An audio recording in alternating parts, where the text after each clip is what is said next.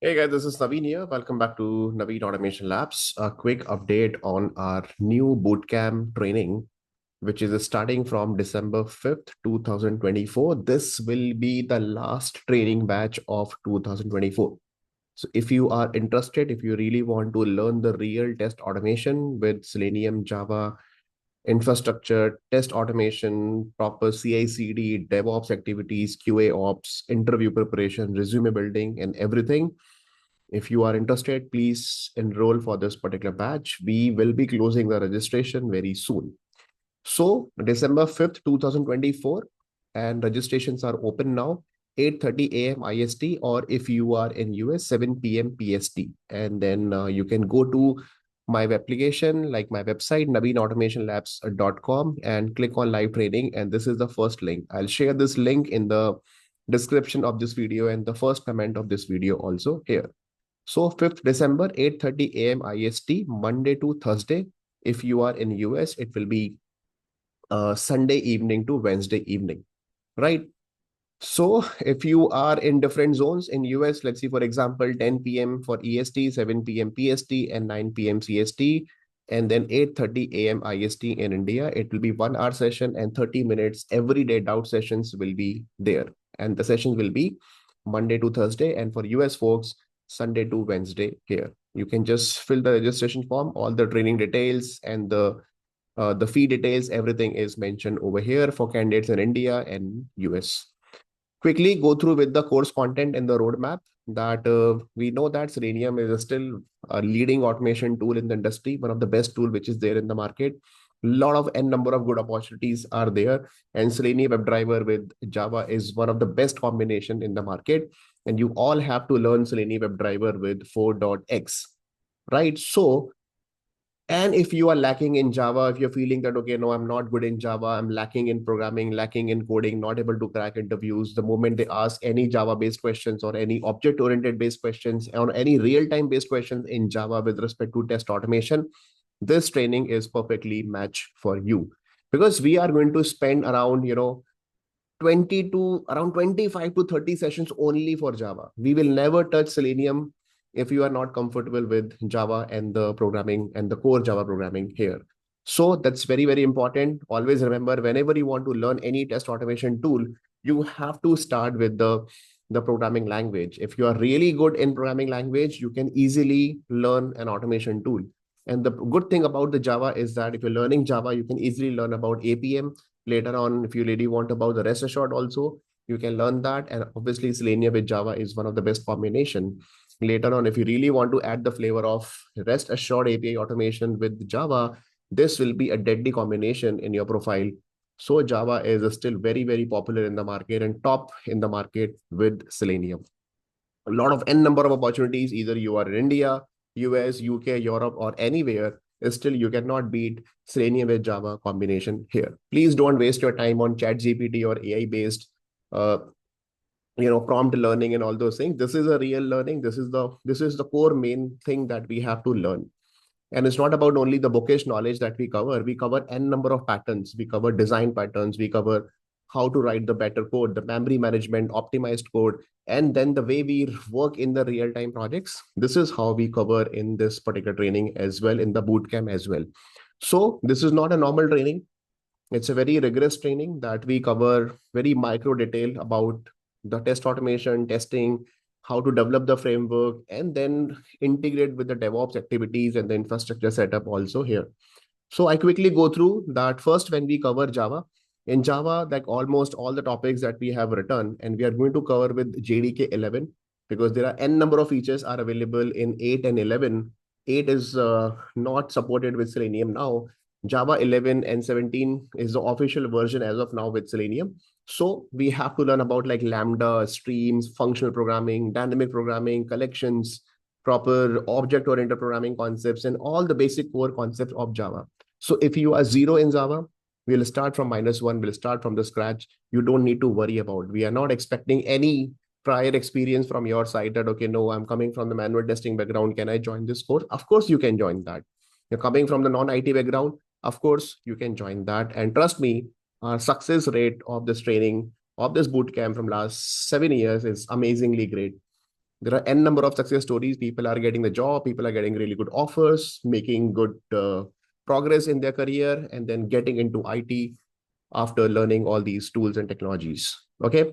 So the training program in designed in such a way, no nonsense things, no unnecessary things, absolutely the way we work in the real-time projects, the core programming concepts that we have to learn so that it will help you a lot to understand the design as well. So my training is always focusing on the design part. And then for that, we have to cover all the programming based questions, programming based concepts here as well. So we start with the basics of core Java. Then after that, we'll start with the complete object oriented, with the real time design, with the real time examples and everything, and when exactly you are going to use in Selenium as well. And there are a number of methods, lambda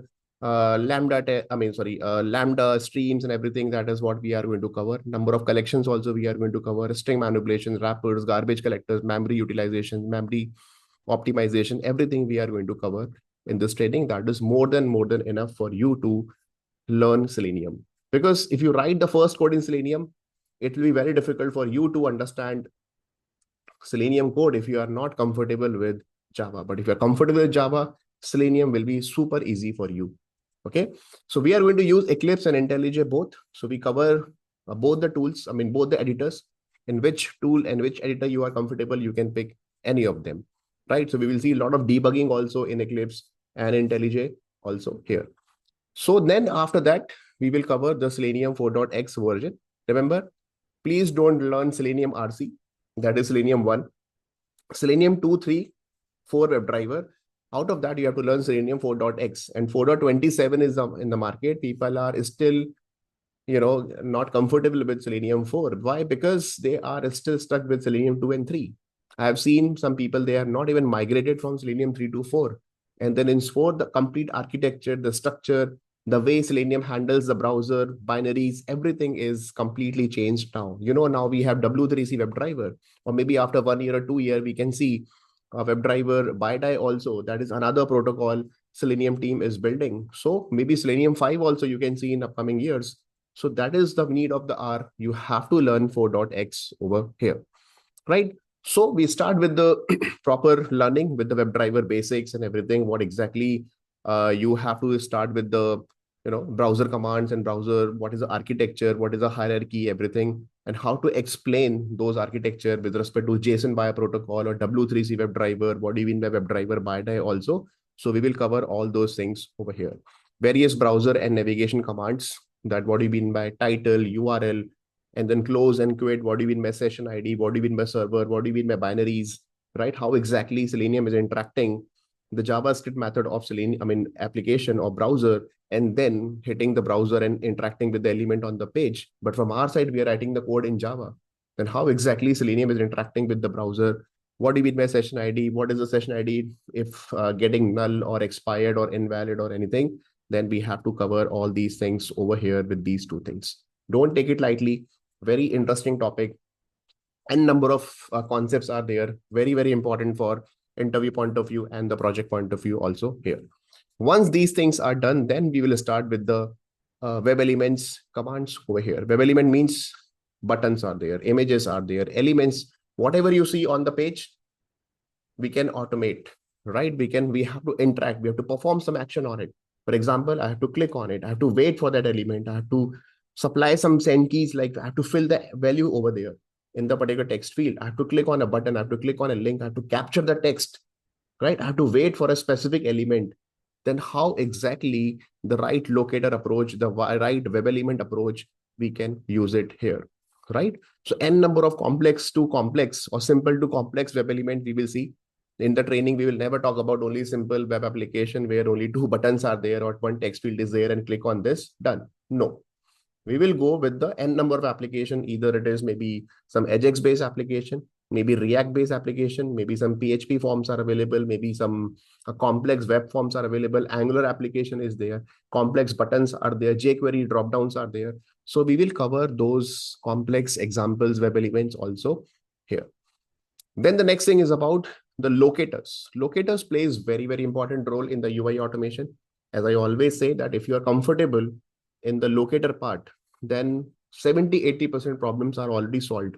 You just need to focus on the logic now, right? With the help of locators like XPath or CSS, you can solve complex to complex problem within one single line of XPath code or CSS code, right? So you have to spend a lot of good amount of time on the XPath and CSS selectors learning. XPath is amazing. CSS is also great to inspect that particular element. But in XPath, there are n number of complex and advanced XPath concepts also, like sibling concept, XPath access, parent and child concept, backward traversing, forward traversing, right? How will you handle a complex web table where you have to do a lot of back and forth traversing over there? What do you mean by siblings concept, right? So we have to understand the proper XPath and the CSS to reach to that particular element in a big web page. And the element is there inside the web table in this particular column, in this particular row. So how exactly we have to reach to that particular element is the best way. So tomorrow, if element shifted from this location to this location also, my locator should not break. My test case should not be failed. So now the locator concepts are very, very important here. That is what we have to understand and learn here, right? We will never focus on the lengthy XPath or unnecessary absolute XPath. We always talk about the dynamic custom relative XPath we are going to learn about here. Okay. After that, element identification techniques on Mozilla, Chrome, Firefox, or some other browsers. There are some number of XPath helper plugin is also available. Then we have to generate that, how to generate the XPath directly from the pages. What do you mean by dynamic IDs? What do you mean by dynamic objects? Sometimes we say that hidden elements are there. What is the concept of DOM identification, the document object model, right? Which one is coming first? The DOM is coming first, or the element on the page is coming first? What is the meaning of visibility of the element and the present of element? So all these coming under element locator strategies and the element identification, right? So we should not take these concepts lightly. They are very, very important in Selenium, in fact, in any automation tool. And trust me, if you're learning these things, it will help you a lot in Cypress and Playwright also tomorrow, or any other XYZ test UI automation tool that you really want to use, because XPath and CSS will remain same in other tools as well. They are not tool dependent. They are always the UI dependent on the browser dependent, right? After that, we have some important high-level scenarios. For example, tables, checkboxes, radio buttons, web tables, dynamic static web tables are there. Sometimes you see that, okay, there is a web table, and then in that web table, there are first column is always about the checkbox, right, in the table. And then number of columns are there, number of rows are there. And then we have to go to, let's say, fifth row, and go to that particular fifth row, employee name Naveen is there. And I have to select the checkbox, which is right and left side of that particular Naveen or that particular employee name. We have to select that. And that is so dynamic in nature. Because if I add two more data, Naveen will be shifted towards downside. And then if I delete some number of rows, then this particular row will be shifted towards upside. Then in that case, this data is super dynamic in that case. So how to prepare the locators and how to handle these kind of web tables, checkboxes, radio buttons, we will see that, right? And there are n number of changes happened in Selenium 4. Remember that, because we have to learn with respect to Selenium 4.x only. There are n number of methods got added. Some methods got deprecated. Some methods got completely changed. So we should know that what is the right way and what is the latest way of learning Selenium and handling these things, right? And one more thing I would like to add it here, guys. Selenium is available in the form of raw form. Raw form means like they will give you all the different methods, right, to interact with the element. But if you really want to customize it, for example, if I really want to click on a specific button, how will you do that? So we will never write the code like driver.findElement.click method. This is not the right way. This is not the way that we work in the real-time projects. What we do in real-time projects, let's see, this is the Selenium.click method is there. This is click method, right? On top of that, I'll create my own wrapper over here. Wrapper means I create my own function on top of that, which is using Selenium internally.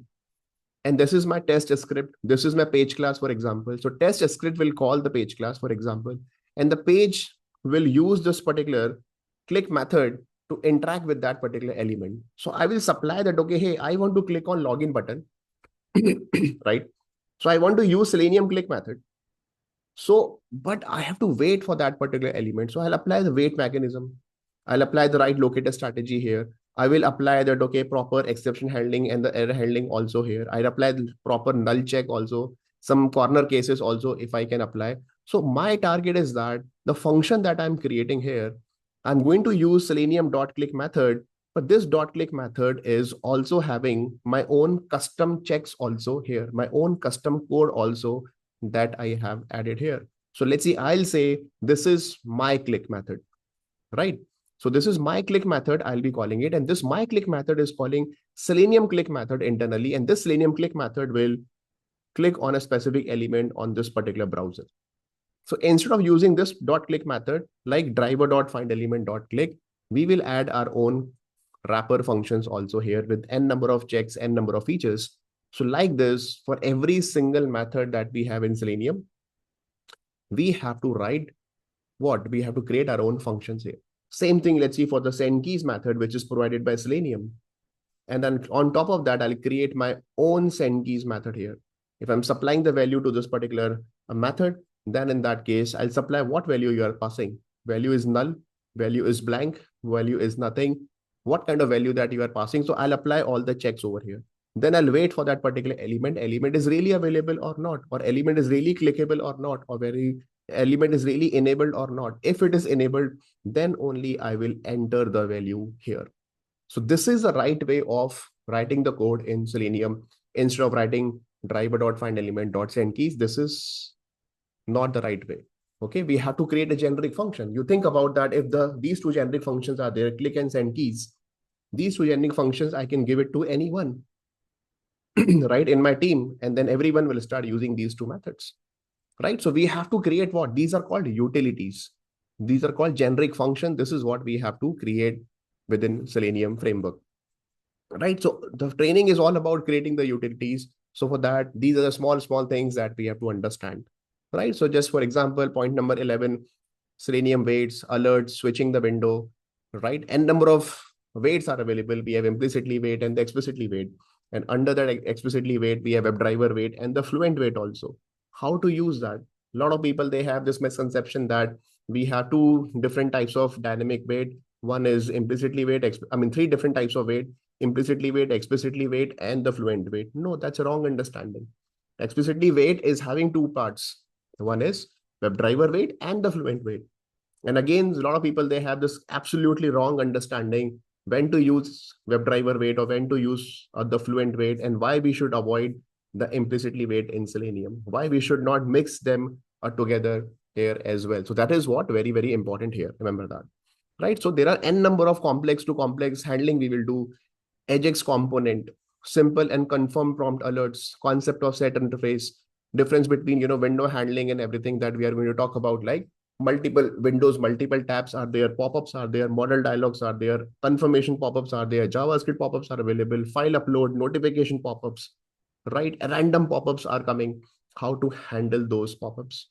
So we will cover all those important points here. And there are n number of interview questions. You see that for every module, I have written interview question. So every day we will see what is important for interview point of view, what is important for project point of view also here.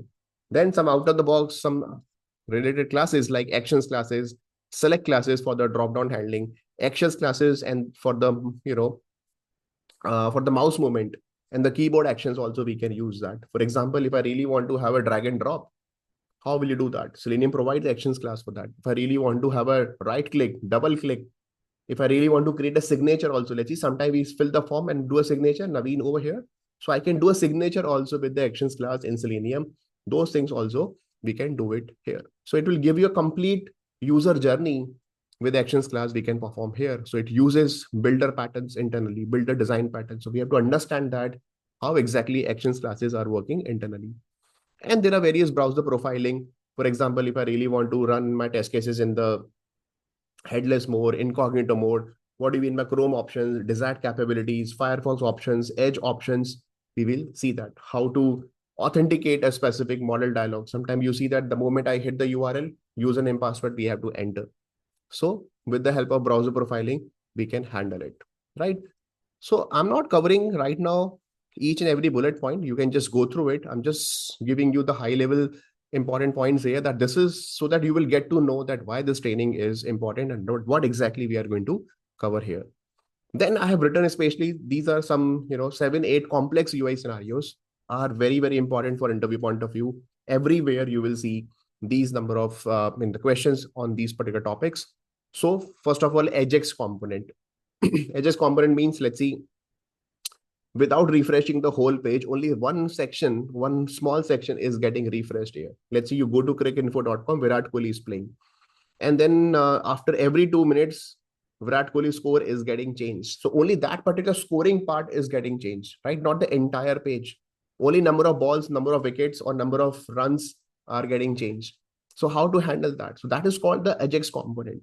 Let's see, world population. So without refreshing the whole page, this world population count is getting updated or decreased or updated or increased every time. So in that case, this is called Ajax component.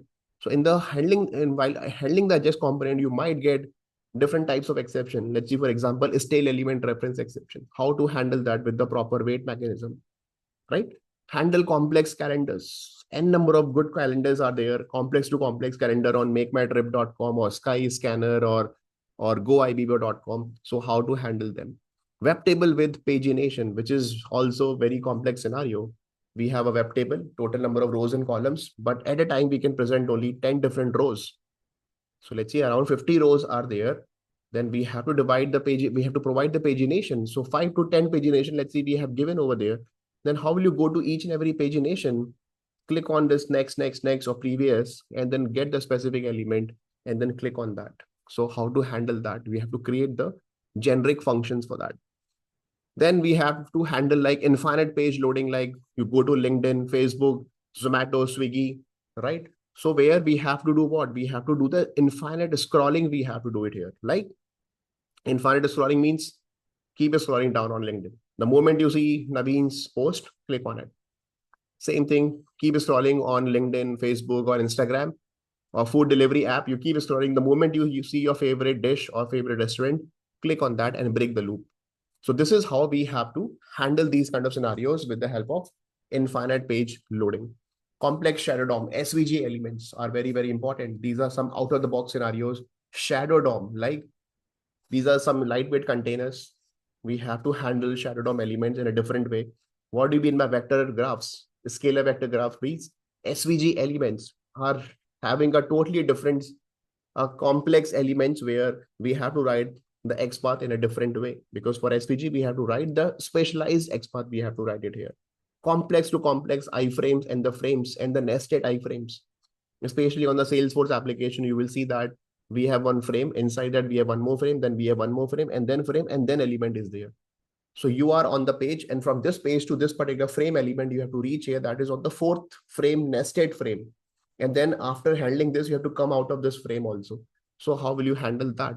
So you're stuck in these kind of application, then you should know the right approach, how to handle the frames. Pseudo elements. Pseudo element means some elements which are created with the pseudo classes, which you cannot identify inside the DOM.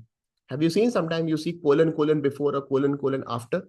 Those are called, let's use pseudo elements. So how to handle that? We have to write a specialized JavaScript function in Java with Selenium. We have to use that. Then only we can handle pseudo elements. Page weight use cases. Page is getting, let's see, taking some time to be loaded on the page. So we have to wait for that. We have to check what is the ready state of the page. Element weight use cases. Element weight use cases means element is coming after 5 seconds, sometimes 10 seconds, sometimes 0 seconds, sometimes 15 seconds. So how will you make sure that this is my Selenium, this is application. Application is very, very slow, but Selenium script is very fast. So Selenium is not going to wait for that. So we have to tell Selenium, wait for some time and then interact with this particular element. So how to handle that? This is what we have to learn here with respect to element weight use cases, right? So once all the Selenium core features are done, so this is very important. We have to cover all the Selenium core features, not directly jumping into the framework. Otherwise, you won't be able to get the command on Selenium, right? Then after that, the actual thing will start with respect to framework. So we are going to cover two important major frameworks here. One is TDD and BDD also. Yes, we have added Cucumber and TestNG both this time, and all the TestNG and the Cucumber core features that we are going to cover.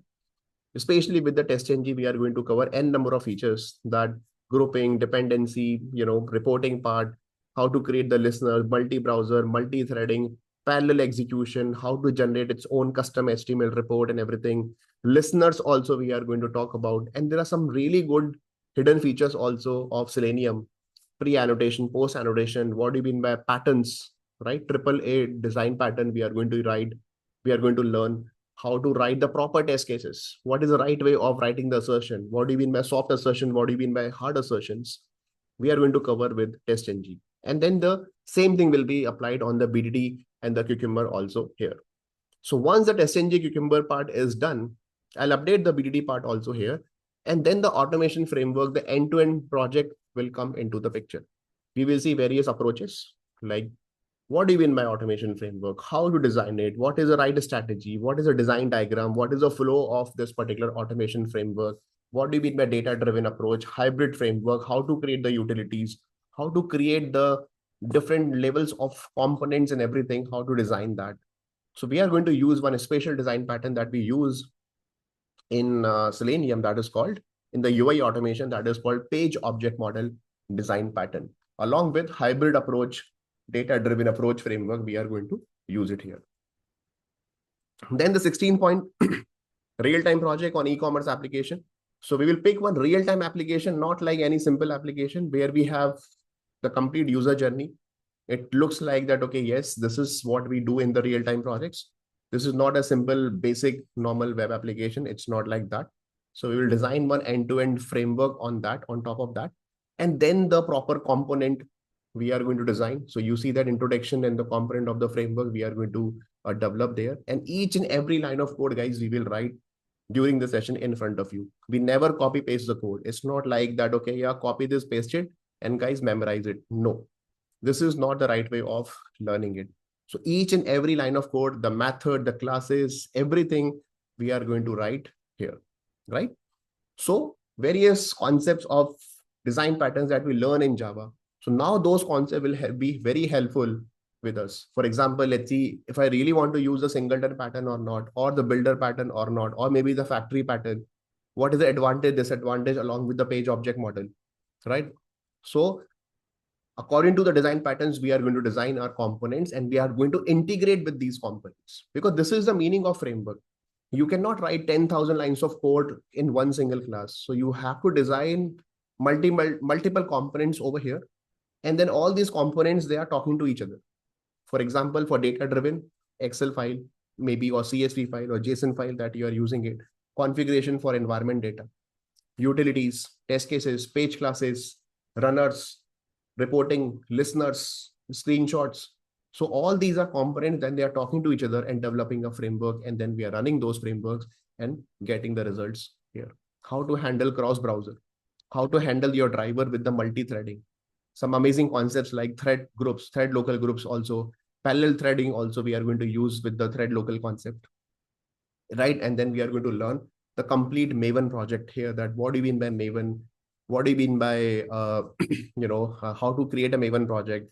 What do you mean by SRC main Java, test Java? What do you mean by resources? The complete Maven life cycle we are going to cover here. And then some amazing logs and reports also we are generating. You see here, extend report, LEO report, TestNG report, all these advanced report and the custom report, we are going to use it here. Then the framework part is completely done. See, I'll show you one basic design that we always cover in the training. So once the framework part is completely done, you see this particular POM design over here, this one. So this is the complete design. Most of the people, they stop learning after the design part, right? This is what the actual learning will start after that. You have to integrate with the CI/CD pipeline. You have to push your code to the Git repositories, right? You have to understand that what do you mean by a PR? What do you mean by a release process? What do you mean by, pull request, right? So you have to create a master branch, feature branch and everything. Because you try to understand that in the real-time project, guys, we all are working together. There are other 2-3 members also working in the team. You are not the only automation guy, right? So you all have to work together. So let's say I'm working on the login page, you are working on the home page, this guy is working on the registration page. And once our code is ready, we will merge the code. And when we merge the code, what will happen? The conflict will happen. I have also written the login method, you also written the login method, then which login method is accepted, right? So you should know how to merge the code, what is the right way of merging the code. So that's why the Git is very, very important. When I take interviews, when I take training, most of the people, they are not aware of Git repositories and the various commands that we use in Git. They say, okay, we just use the basic stuff. But no, after 7, 8, 9 years, people are expecting this thing from you because you are not the only guy. You have to work in the collaborative environment, and with other guys also, you have to collab. And then you have to raise the PR, you have to check in your code, you have to check out your code, you have to merge your code with others' code also. We have to take the latest pull from the main repository and everything. How to take that? That's very, very important here, right? So this is like complete infrastructure training also we are going to cover with the help of DevOps activities. What is the role of QA automation in the DevOps? What do you mean by CI/CD pipeline with the Jenkins? We are going to cover that. How to create a job, how to create a normal pipeline or classic pipeline or the blue ocean pipeline. What do you mean by Jenkins file? What do you mean by declarative pipeline syntax? Is it a right way that, okay, we are running our test cases? I mean, we are launching the browser inside the Jenkins. No, it's a bad practice. What do you mean by ngrok? What do you mean by webhooks? Webhook means the moment I push my code, or let's say your developer is pushing your code, immediately your test cases will be running without any manual intervention. So that is called ngrok proxy. That is called the webhooks is a feature of GitHub. So we are going to cover that as well. And then we have to set up your complete browser lab also. That is called the execution environment. Now the Docker, Kubernetes, these kind of technologies coming into the picture. So you have to use Selenium Grid here, right? Some people were asking, Naveen, will you cover Selenium Grid? Yes, of course. Without Selenium Grid, how can we cover that? How can we finish the training, right? So Selenium Grid, we are going to use with the Docker. So Dockerized Grid, we have to create it over here. And then multiple nodes like Chrome node, Firefox node, Edge browser node, we are going to cover. And then we will send the request with the help of remote WebDriver from the CI/CD pipeline.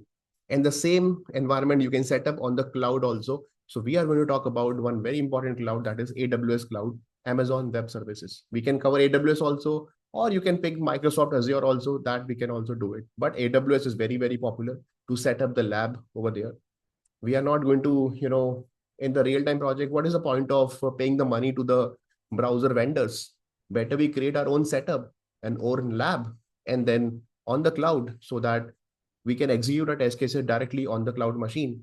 So what we will do, we will take one EC2 Linux machine, we will set up the entire Dockerized grid over there, and then we will run the test cases on the proper execution environment here. So this is what very, very important here. See, we will create our own lab. We have multiple Chrome browser versions. We are going to set up with the help of Selenium and the Selenium. Although Selenium is deprecated in the market, but we are going to talk about the Selenium custom grid, Dockerized grid, and the third-party tools also like Selenium, which is very popular in the market to create your own browser lab with Selenium grid, right? With the Selenium grid. So we have to cover all these DevOps activities.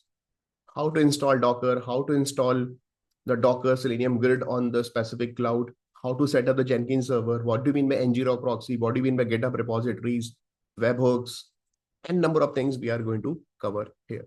So that's why if you see the training program once again, the syllabus once again, once the design part is completely done, the DevOps continuous integration we are going to cover here, where the Jenkins, you see here, complete Jenkins. I'll make you perfect in Jenkins, whatever is required. That is more than enough. We are going to cover that. Complete Git process. I'll make you super comfortable in Git. We take around 1 week of training only for Git, around 4 to 5 sessions only for Git. Trust me. Where we're going to talk about Git merge, commit, add, push, pull, config, stashing, popping, and then cloning, and number of things, branching, PR, merge request, everything we are going to cover it here. Then the complete Maven lifecycle. This is very interesting chapter that I have added with the help of Nexus deployment, which is very popular these days to design the common automation framework. Sometimes you ask that, okay, Naveen, can we create a jar of my project so that I can distribute my jar to everyone? Yes, we can do that, right? So we have to cover the complete Maven lifecycle because Maven will be responsible to create the jar. So we have the concept of fat jar. You can say assembly jar. With the help of proper Maven plugins, we can use it here. And then we can deploy this particular jar over here. Let's see at the common server. And that server is called Nexus. Just like we go to Maven repository for open source project. So within the company, within the organization, we use Nexus or JFrog artifact repositories where we create the project. Let's see, we have developed something in Eclipse. We create a jar of it. And this jar I deploy here. Now, this jar can be distributed to different teams: order management team, user management team, some other team in Singapore or Bangalore, or maybe in America or anywhere, right? So they all can use my common automation framework here, right? So this is called the concept of TCOE, Center of Excellence in Test Automation. We can use it here. This is a very popular concept these days. People are using it in different product-based companies. So if you're explaining these kind of things at a time of interview, that will give a very good impression at the time of interview to the interviewer. Remember that. Then I've already written what are different things with respect to Docker. We are going to cover it here. That I have already explained. With the help of Docker, we are going to create our own custom images. Plus, we are going to use Selenium Grid also with the help of Docker and the Kubernetes. Then Amazon Web Services Cloud also we have here, where we are going to create one machine on the cloud, and then we are going to set up the complete Dockerized grid on that machine, and then we are going to run our test cases on that machine with the help of proper CI/CD pipeline with Jenkins and the GitHub Actions also this time we have added here. So I hope this is a great learning for you guys, because I don't believe that, okay, you just need to focus only on the designing part, right? If your test cases, let's say you have designed some amazing framework or some really good test automation framework that you have developed, and that framework is still in your Eclipse and you are not running it regular basis. Whenever it's required, you have to run it. So if you are integrating with the proper infrastructure, with the proper CI/CD pipeline, then only it is useful. Otherwise, it's just a wastage of time. Trust me, there are n number of frameworks that I have seen in different companies. When I talk to different people also, they say we have the framework, but we are not running it. Then what is the point of designing that particular framework? So you have to leverage your automation. You have to leverage your automation framework. Make sure that automation framework or your automation test suite is giving you the confidence, okay, while giving the release to the production. And before production, we are running it properly with the proper pipeline. Then only you will get the better promotion or getter, I would say, appreciation with the automation. Otherwise, it's just a failure. So learn automation with the right things, with the right mindset. That is very, very important here in the training in this particular bootcamp. And I hope you will get it here. Now, quickly, some logistics: lifetime access for all the recorded videos, free code, n number of PDFs, and the notes every day will be given, and a lot of PDFs, ebooks with different topics. In fact, for n number of topics, I'm having around more than 300 PDFs are available for different tools, different concepts, interview preparation. Everything will be given from my side. So don't ask from the first day that, okay, Naveen, let's talk about the interviews. No, first we will cover, and then you will be automatically ready for the interviews. For every chapter, we have some really good interview questions. But once the 80%, 90% syllabus is done, then only you should apply for the marketing of your resume in the market. Then only you should apply for the interviews. Before that, please don't apply that. Because try to understand, guys, market is very, very competitive. You have to be different from other candidates. Then only you will be cracking the interviews. Then only you will be getting the offers. Because everyone is learning these days, but what exactly you are learning and how exactly you are making an impression at a time of interview with your right learning, that plays a very, very important role here, right? So I hope this is clear. But you still have any question, feel free to write in the comment section, or you can mail me also. I have written my email ID also here. You can just mail me. If you have any question, you can just WhatsApp me on this particular number. For the registration, you just need to fill this particular form and then you have to pay the registration fee here. And then you can attend the 2 demo sessions with the registration fee. After that, if you not want to proceed further, I'm sure you will be able, you would like to proceed further, but still after 2 demo sessions, you don't want to proceed further, your registration amount will be refunded back to you. If you want to proceed further, then you have to pay the rest of the amount. So this will be our last batch of 2024. Okay. And the timings are 8:30 a.m. IST that I have already shown you here, and the 7 p.m. PST, or you can see the timings over here, right? If you're not able to attend the training on a daily basis, you will be getting the recorded videos, especially for the European and the UK people, because I know it will be very early morning for you. So in that case, you can just get the recordings every day, and you can mail me with your doubts and everything if you're having it here, right? So please do the registration. And if you still have any question, you can mail me, you can WhatsApp me, and we are going to start from December 5th, Monday to Thursday. and for US folks, Sunday to Wednesday here, right? Now, one last thing that I really wanted to show you here, this is the complete roadmap here. As I shown you, this is a core Java. After that, part number 2, the Selenium core features. Then part number 3, that all the framework development and everything, along with the TestNG, Cucumber, Selenium, and everything. And then the desktops and the infrastructure with the DevOps activities. That is what we have to cover. And once these things are done, then your interviews and the job offer, you will be getting it for sure. Trust me, the success rate is amazingly high with our training. Whatever we have done from especially from last 3-4 years, n number of offers, people are getting it, and then people are learning the right things with the right mindset. Okay, so with this thing, I'll close this video. Let me know in case of any issues, guys. Thank you so much.